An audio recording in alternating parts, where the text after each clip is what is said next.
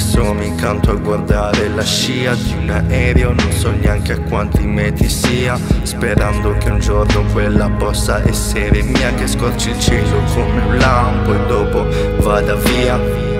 Ma basso il capo, guardo la terra, osservo la vita all'interno. Più guardo ciò che succede, mi fermo se valga la pena vivere in eterno. Non è che spazio con la mente, è la mente che prende il suo spazio. Ma anche se parlo il tempo non mi sente, perché è già fuggito come Orazio.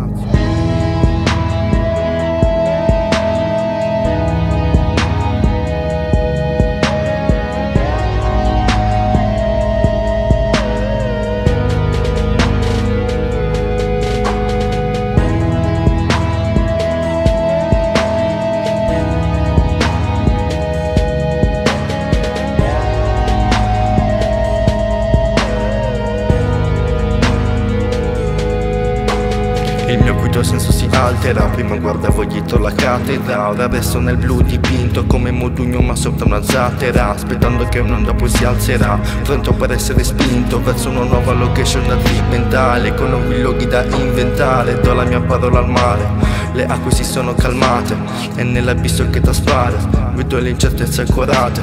Questo è il mio punto di critica, mi odiano in tanti ma che posso farci? Un'aquila nera che cerca la sua identità in mezzo a mille rapaci. Da qua su vedo tutto come London Eye.